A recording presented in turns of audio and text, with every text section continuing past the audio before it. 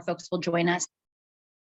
Thank you, Ted, for recording. That's just a note to all of you that for any of your colleagues that weren't able to join but are interested, we will get this recording out to you as soon as we can. Welcome everybody to our annual legislative preview session. Molly Collins, the Executive Director of Policy and Government Affairs for IQE, is going to lead most of the show, most of the discussion, but I just wanted to do a quick intro and say hello to all of you. I hope that you are all hanging in there. I know it's really not fun right now. I also want to say one thing, just to put this out on the table right away. And a lot of folks have a lot of very strong feelings about Senate Bill 167 and companion bills in the House. Normally when folks, check in, email, call, text, whatever, to ask about sort of the status of a bill, I do my best to just give all the facts I know and be really matter of fact about it. But I think in answering a lot of these questions that many of you have thrown my way on this issue, I think my empathy meter was kind of broken a little bit, and I want to apologize to everyone that I don't think my matter of fact way of answering the questions on this issue have been kind of sensitive enough to the pretty strong, not pretty strong, extremely strong kind of emotions that you all feel about this issue, not only in how it affects the kids in the communities that you serve, but the very missions of your schools. So I just wanted to throw that out there, right away and make sure that you all know that I kind of felt the way that my answers were impacting you, and I apologize for that. We will get to 167, probably I think toward the end of the discussion, but wanted to make sure that Molly could go through, everything else that's going on in the General Assembly this year. Please feel free to type your questions in. I will be keeping a close eye on the chat box. And then, of course, we'll definitely open things up for lots of questions and discussions when we finished everything that Molly wants to get through. So with that said, thank you very much. And Molly, take it away. Thanks, Marcy. Can we go to the next slide, please? Thank you. So some of this you guys already know, some of it's newer, but just some quick background to kind of set up session for you. There have been some changes in legislators since this past session. So that actually should say there were three Senate changes and then one in the House. We actually had a senator just retire this week. You may have heard Senator Frank Mervan, from up north. He just stepped down, so they will work to caucus someone in his place soon. So that took everyone, kind of blindsided everyone.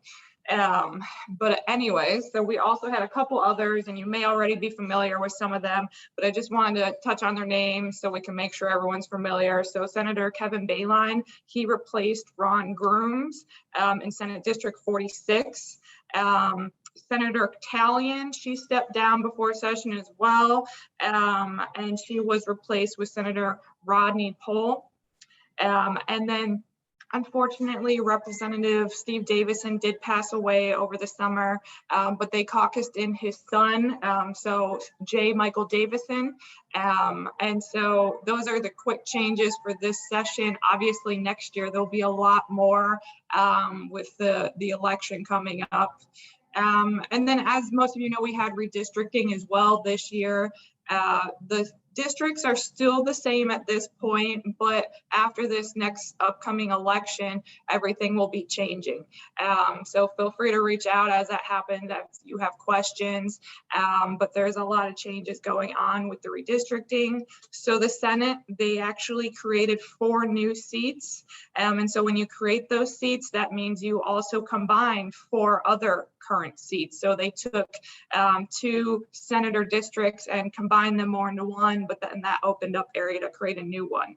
And then on the House side, they have 5 new seats, which meant that they combined 5 current seats. And happy to talk about that offline if you have questions. It can be incredibly confusing. But they did pass that, and that will go into effect next year after the election. So this is a non-budget session, as you know, so this is a shorter session. So they must adjourn by March 14th. But right now the rumor is March 7th. We'll see exactly when they do decide to adjourn, but March 14th, I believe, is a Monday, so I don't think they will go that long. It would at least be the week before that, if not slightly earlier. But it is short, so everything is squished together, and things are going very fast. For me, this is probably the fastest session I've ever seen in my time working with the legislature. They are just moving things like crazy, for better or worse. Unfortunately, they're just moving things. So if you do have questions or concerns, let us know right away, because that bill may move on very quickly. So we definitely want to make sure we can get any questions or concerns that you have addressed. So the first deadline coming up is called a committee report deadline. So bills have to be passed out of their committee by that deadline, or else they're considered dead. So the first deadline coming up in the House is January 25th. The bills have to be out of their committee or they're dead. And then on the second half, so once the bills switch houses and the Senate bills come over, that deadline's February 22nd. And so that's what on this slide, all those after the slash marks, all the February and then one March date, that means that's the second half of session. So I'll just focus on the first half for now though. So the Senate, their committee report deadline is January 27th. So that's also coming up quick. So just a couple more committee hearings left. And then where they're going to start switching houses. So it'll go quick. Second reading deadline in the House, meaning that the bills can be amended and have to pass second reading deadline by January 27th in the House, January 31st in the Senate. And then the really big deadline, third reading deadline, is when all the bills, so if it's a House bill, it has to be voted out of the House by this date, or else once again, it's dead. At least when I say bills are dead, that means the bill number is dead. That doesn't mean the concept is dead. It could always be thrown in somewhere else, especially as things get towards the end and people get a little crazy. So third reading deadline in the House is January 31st, and in the Senate, February 1st. So it'll be here before we know it. And then the bills switch houses and they have to do the same thing all over again on the other side. And so hopefully they'll move things not too quick for us, but we'll see. So we've had over 800 bills filed at this point. All the bills should be filed. But there could be a few more that are coming out that haven't been public yet. I think there's just a couple more, but we're almost there. And in terms of how many bills there are, there's been 417 filed in the Senate and 441 in the House, which really isn't too far off what they were last year, actually, even though last year is a longer session and they can have more bills. It's pretty much about the same. So right now in the Senate, there's been one bill that's passed out of the Senate Education Committee, but there's a lot more bills on the docket for next week. They have, I think, 5 or 6 bills next week, but they could pass out, they'll probably pass out 3 of them. And so they're just going to keep churning out some more bills. And then in total, 7 bills have already passed out of the Senate. So it doesn't seem like a lot, but next week things are going to start moving even quicker and things will just start flying through. I guess the one good thing with this quick timeline is that more bills will die. So less things for us to hopefully worry about. That's the one good side of it. Then the House side, they've had 441 bills, and they've had 3 bills passed out of their Ed committee already, and then 4 bills total have been moved out of the House. But as I've said, more are going to keep coming, and it's going to start moving even quicker. In total, there's been 31 bills currently assigned to the House Education Committee, which is pretty in line with some other years. But a lot of these bills will die. So a majority, even though there's over 800 bills total filed, a majority of them will not move forward. And then on the Senate Education Committee side, they have 36 bills assigned to their committee.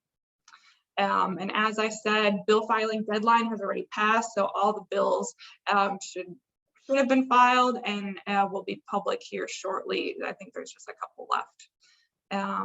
And with that, go ahead to the next slide. So this is our charter school bill tracking link, and we will send this stuff out to you guys so that you have it.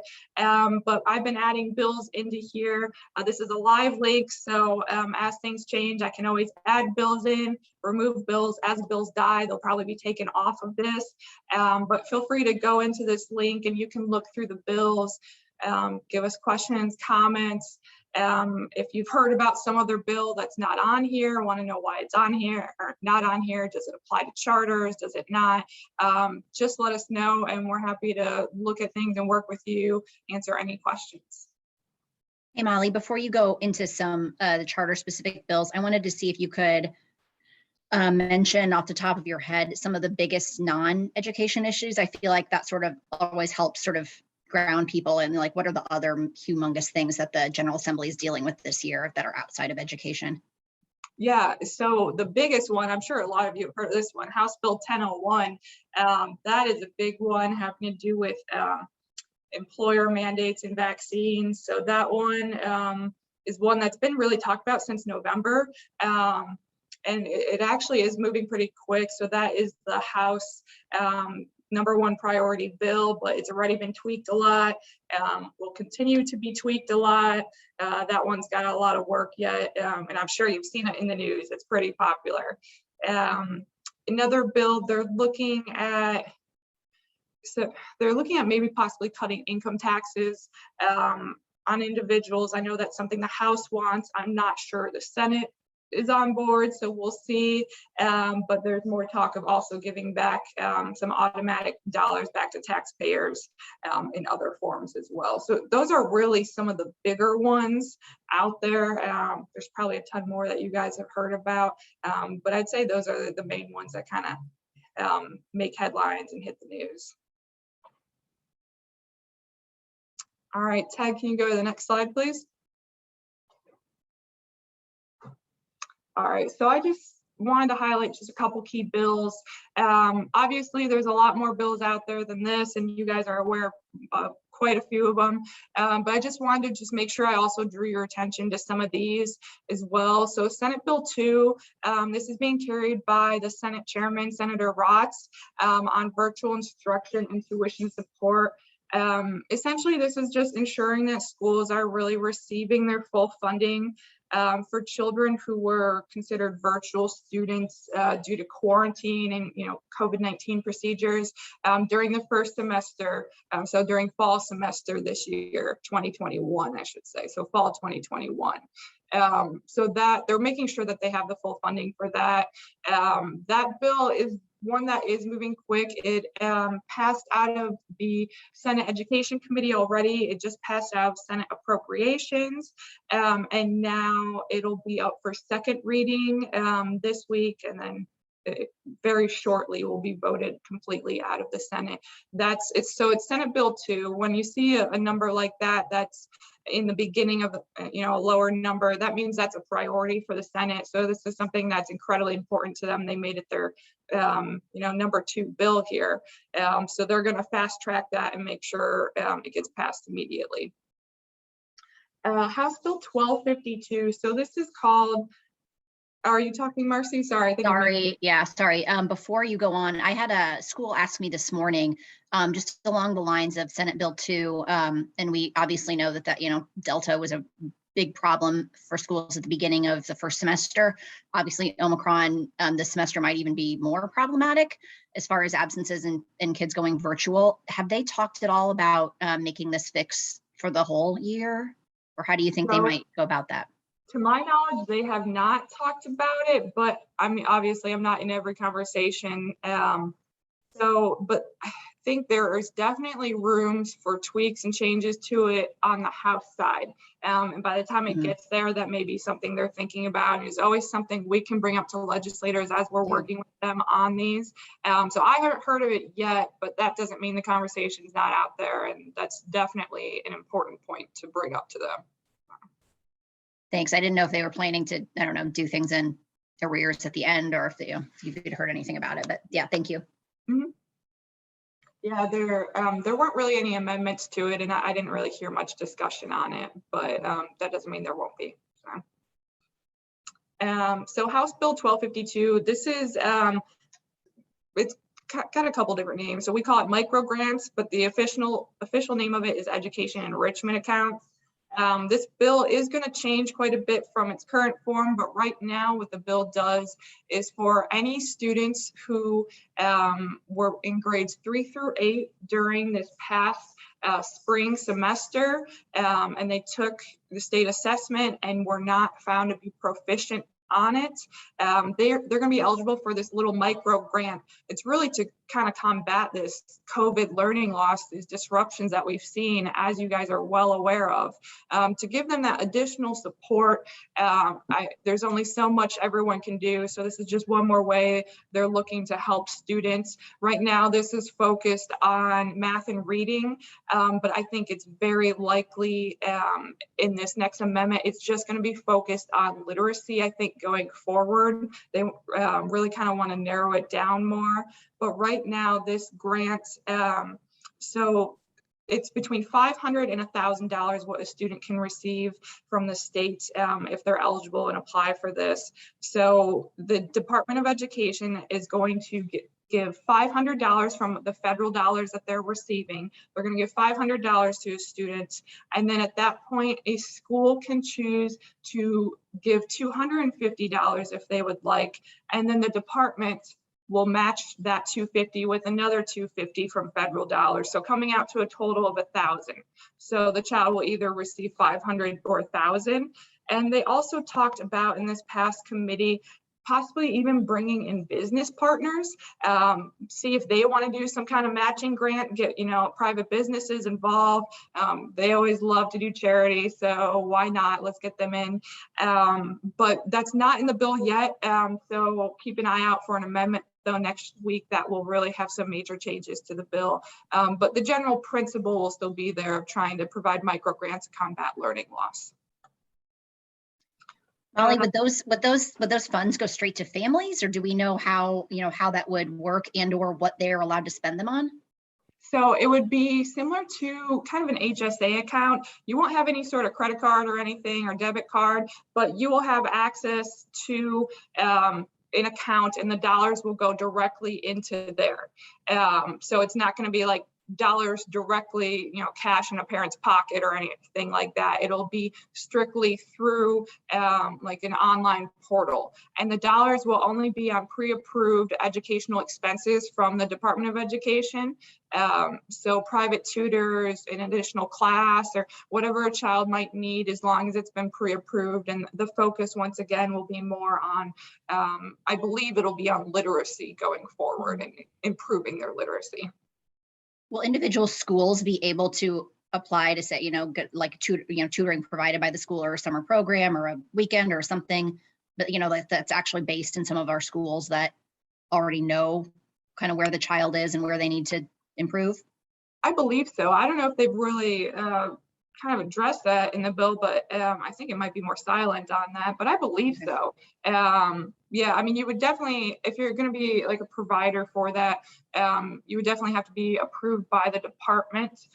So everything's through the Department of Education and for this specific micro grant. So they would be the first one to look at who a provider would be and if they're eligible. Is DOE supportive of this bill? That's a really good question. I think they are just a little cautious on wanting to spend all their federal dollars. Sometimes they'd prefer to spend it their own way rather than have the General Assembly tell them how to spend it. And so I think that's why they're kind of striking a deal with having it more focused on literacy, because DOE is trying to really take the lead on literacy in the state. I know they've got some plans out there to really improve that, and that's their goal. They've talked about it a little bit, and so I don't know if they will testify in support of it, but they're not testifying in opposition either. So I think they're just working kind of behind the scenes to make sure the dollars are going where they want them to go. Okay. Do we think the Senate is supportive of this idea too? I think so, yes. And this one definitely seems to have more bipartisan support as well. I believe there's some Democrat co-authors that just went on the bill. And in committee, the Democrats were very enthusiastic about it for the most part. And so I think it'll be, it shouldn't be a big controversial bill. It'll be kind of similar. This really builds on House Enrolled Act 1008 from last session. If you remember that, that gave out millions of dollars to schools. It really is kind of building on that. And that one had bipartisan support as well, and both chambers. All right, so I'll move on to the last kind of key bill. So school referendum levies, or 1072, from Representative Baining, the Chair of Education. So this is one that would require a traditional school district to share, rather than just having the option, they instead would now be required to share their referendum dollars with the charters within their boundaries. So this one was supposed to have a hearing this week, but then they decided to postpone it a little bit, and they will be hearing it probably Wednesday or Thursday of next week in the House Ways and Means Committee. This is definitely a bigger bill that's out there. We'll definitely need more of a push, but it's an exciting one, that's for sure. So some of you have heard from me in the past week to try to see what's possible for you as leaders or other principals or other leaders in your school to possibly come and testify about this in the House Ways and Means Committee. And we had super short notice last week, and I'm really glad that it got pushed off till next week. So please expect some of you to hear from me again to see if there's any possibility that you have staff available to come testify. And if you have never done this before, you're just interested in giving it a shot, please feel free to raise your hand up in the chat, or send me a note privately, and we can definitely talk about that, because we would like to we'd definitely like to show our support for the concept. Our understanding is that it may or may not pass this year. I hope that's not saying too much, Molly, but definitely that leadership in the House is interested in helping to build support for the fact that charters need more equitable funding in advance of next year's budget, and hopefully taking that issue on in a big and meaningful way. So they want to sort of build the voices for support of that concept. Yes, and I would just add, the better showing of support that we have will make things that much easier next year when we have to do an even bigger push. Mm-hmm. If it's not really shown that people want this, it'll be a little bit harder in the following year. I will also be there testifying in support. I'm always there floating around testifying. So if anyone wants to come join me, I'm more than happy to walk you through anything that you need.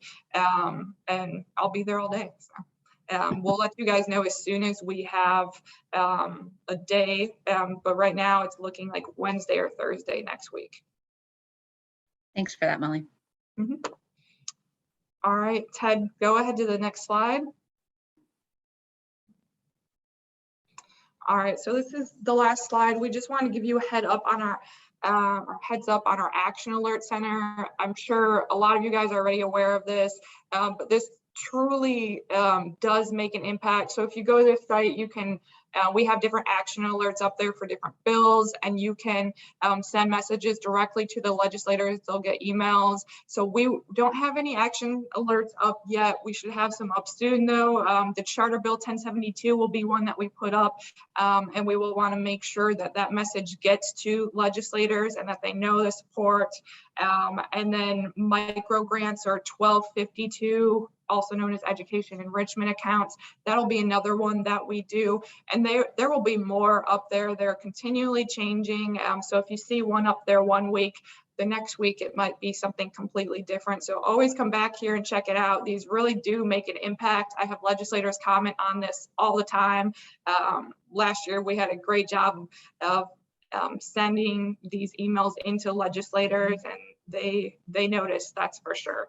And always feel free to customize what we have on there. So we do have kind of a general, this is a paragraph that you can send them in an email, but feel free to customize it. I will say it goes a lot farther when it's a little bit different. It'll stand out. And if you have a personal story or comment, legislators do read them and do appreciate it. Yeah, we are, as a charter community, we did an amazing job last year of using these action alerts to make sure that they knew, of our support for the various budget items that we really, really loved and are really grateful for, that we're all benefiting from this year.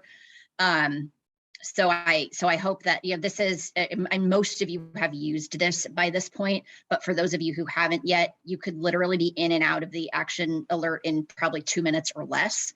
So it's an extremely low lift way to genuinely help in the policymaking process. And we, in many cases, we will ask you, to the extent you feel comfortable, to share this with staff, families, board members, et cetera. And given how easy it is, usually we'll even try to give you some, little email language that you can use if you want to help explain why we're asking them to take some action. But again, we just super, super appreciate all the time that you guys give to helping us achieve our goals. Absolutely. And with that, we'll take any questions, thoughts, concerns that you guys have. I'm going to jump in with two that I know schools have, Molly, while other folks are thinking, or you can start typing your questions in the chat if you want. So one is the bill that I can't remember the number or even which chamber it was from, but that dealt with the enrollment and attendance incentives. I was talking in particular to the Excel centers this morning. They, I don't know if Ann is on, and I hope if she, I'm not sure if she's here. If I'm stealing her thunder, she can jump in and interrupt me. But they do use incentives for attendance because they're dealing with adult learners who have left the system before. It was kind of hard sometimes to get them back in the system to begin with. And she says, particularly over the holidays, they've tended to lose in the past a lot of enrollment because these folks realized that they could take a temporary job with Amazon or something like that, to get more money. And they have a harder time getting these folks to re-enroll once they've left. So she says they've used incentives like, once they've made it through and they re-enroll for January, they will send them, like grocery card, grocery store cards or, something like that. Just curious, kind of like, I think a number of folks are just kind of nervous, like, where is that line going to fall? And that, nobody wants to be beyond it. In a lot of cases, they, think they're doing things that really, really help achieve the goals of their school. Absolutely. I will say that the target of this bill, even though it does apply to charter schools, they're not doing this. They don't have this provision in there. It's in House Bill 1093. They're not doing this for charter schools. They're doing it. They're actually targeting a very specific traditional public school that they caught doing this. I think it was Martinsville, if I'm remembering correctly. So that's really the target. So they have been asking us to make sure that you guys don't accidentally get caught up in it. For that specific instance, Marcy, I do want to confirm that first before I give an answer. I want to look into it a little bit further, reread the bill again, and then just double check with the bill author on that. But he was specifically asking us what concerns that charter schools might have. Okay. So be sure to follow up on that one. I've had a number of schools say that they didn't necessarily think it was problematic with any of their practices. And I've had some just say like they really just wanted to understand kind of where the line fell. So maybe when we send out the slides and the presentation for today, we might include a link to that so that more of you can take a look at the bill specifically and see if you're worried about anything specifically that you all are doing at your school. Yeah, and once again, this is House Bill 1093, and it doesn't apply to if you give them a T-shirt or something, a promotional item, it does not apply to those. So it's more of, if you're giving them major dollars to come to the school, those are more of the issues. But yeah, we can definitely work to clarify this further. And so I'll go ahead at this point, Molly, and then ask you to address the big one, 167 in the Senate. And then I can't remember which bill or bills are kind of the companion bills in the House. Kind of remind us there's a lot of pieces to what's going on in there. So if you kind of remind us what all the major issues are in there, and then what you know about where it is, where it's going, and everything that folks might want to know, because that's clearly the bill that I've heard the most about from people this session so far. So 167, actually that is the curriculum transparency, if that's what you want to refer to it as, bill. So 167 is the Senate version, and then 1134 is the House version. So the Senate version, and some of you guys might already know this, did receive a hearing in the Senate Ed Committee. It was almost an 8-hour long committee. It was incredibly long. The House version had equally as long as a committee. A lot of thoughts and concerns being brought up on the bill. A lot of testimony in opposition to it, that's for sure. To both bills, there's a lot of testimony in opposition. So 167, it may not be moving forward. I can't 100% confirm that yet, but it kind of looks like it may not be moving forward. That's kind of what everyone who's in the hallways at the State House is talking about, that they had it on the Senate Education Committee calendar, then they took it off, and it's not, so they were supposed to hear it again this week. They took it off, and then it's not on the calendar for next week, which is a very clear indication that they're having some issues. So it's very possible that one bill might not be moving forward, but the other bill in the House is still moving forward. And we always knew kind of at some point that they wouldn't pass both bills. It would get down to one, so this could be that point. I just can't 100% confirm that just yet, but it definitely looks like it. So 1134 they did a major amendment to that bill, and honestly, I think the best way to really get this across is to send you guys the new version, because there is a lot of tweaks made to it. I mean, the summary I have is like 2 pages long, but just some of the highlights.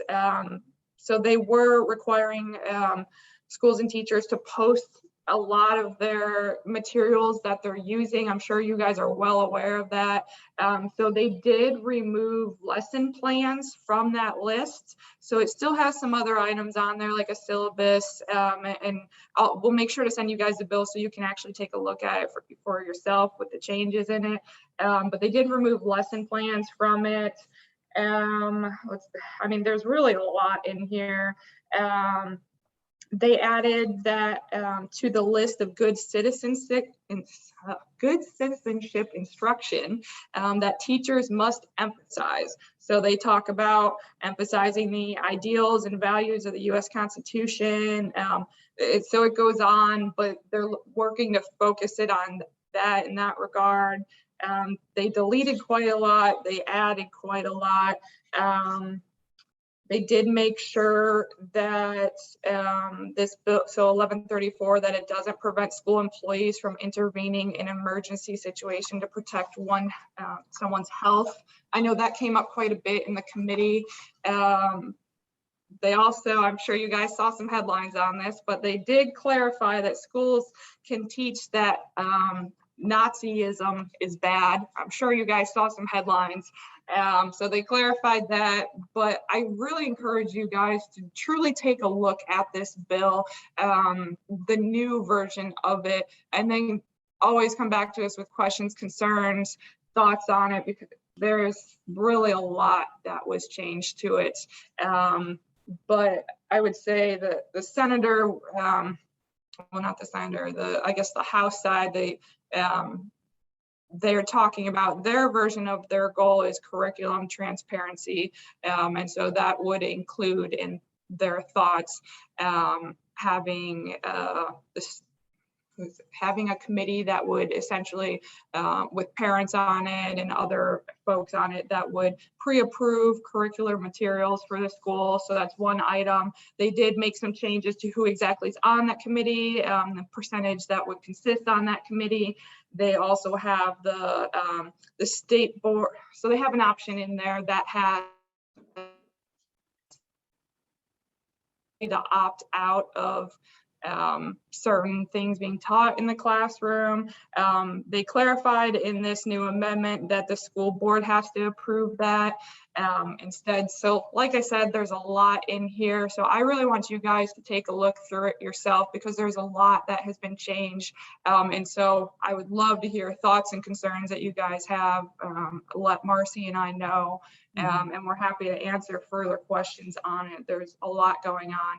But right now, this bill is still moving. Like I said, it passed out of the House Education Committee. It will be on second reading next week, which means there's more amendments that will probably be made to this bill. The version that it's in right now, I don't think it's going to end in that way. And I guess we'll see if it gets passed. That's the big question. And I don't know if we can answer that part yet. But I do see a lot of questions in here. Molly, I think I can summarize some of these. So Okay. folks are asking, and I think this will be helpful in indicating kind of that more changes might be coming, are like their ISTA, the superintendents, the principals, the school boards, other major associations like that in opposition to the bill? Okay. Yeah, they all came out in opposition to it. I also do want to add that parents came out in opposition to it. Parents came out in support. Students were in opposition. Students were in support. But most of the major, like ISTA and them, were in opposition as well. So. And some folks have asked, is there any chance that you see that charters might be able to be excluded from this? I think I would agree with Scott's comment in here, unfortunately. Yeah, I'm not sure there's a chance on this. Yeah, so I'm sorry I don't have better news on that for you guys. But I will say Betsy and I have both reiterated our concerns on the burdens to the legislators directly that are moving the bills, that the burdens it places on everyone, so. So right, that's along with the other bills that we will make sure to highlight to you when we send out the slides and the recording. We'll make sure to do that, and we are very serious about being happy to take your individual concerns and try to push them forward. Yes, absolutely. There's a lot going on. It's a real long bill, so feel free to take your time, but let us know any other thoughts or concerns that you have going forward. I don't know that I saw any questions about any other bills or issues. Definitely, I think, Molly, if I'm not jumping ahead too much, I think this might be the time for folks to voice what other questions or concerns or thoughts they've got. Yeah, feel free to bring up any this bill or any other bills that you want to talk about. Just let me know. And if questions come up on any other bills that are on the bill tracking link, feel free to send them our way. This isn't your one chance to ask us questions, so feel free to think about it. I'd say if I guess one point, if any of you are close, maybe, and Molly, you can help me refine this statement if it needs it. But if any of you are close with or represented by Republicans, this might be a good opportunity for you to reach out to them. And they tend to be the folks that are more in support of the bill. And maybe if they're hearing directly from you about the very serious, like burdensome overreach administratively, and what kind of money and staff time and really concrete things that I would guess that might be helpful information for them to have. Is that, do you agree with that, Molly? Yeah. Oh yeah, absolutely. Yeah. And I do think, I would say there is some contention in the Republican caucus on both sides, the Senate and the House. I'm not sure everyone's quite happy with this bill. So yeah, feel free to reach out. And yeah, once again, Scott's comments, you're perfectly on par here. I agree with that. Yes, Amy will be putting the revised version of 1134. We'll send that out to everyone. We'll put it in an email. Yeah, we'll get that out right away though. I think that's all that I'm seeing right now. Yeah, I'm not seeing any additional topics. So folks, feel free to toss those in right now, or just take yourself off mute if you want to ask about anything else.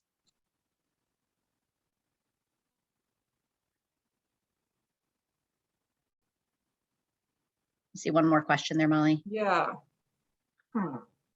That's a good question. I'm not sure off the top of my head. I'd have to look back at the bill.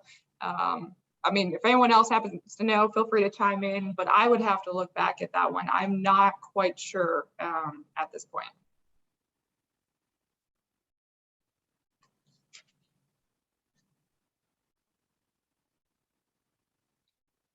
But we can follow up on that one for sure. Yeah. Anything else?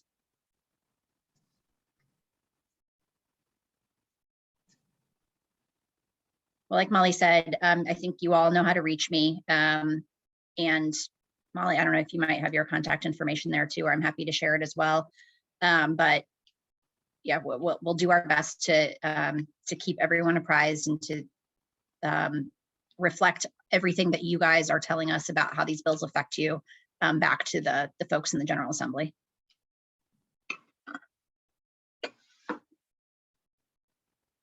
All right. Well, with that, thank you again, guys. And we'll let you get back to the rest of your day. Thanks for taking the time to join. Have a great weekend, everybody. Thank you.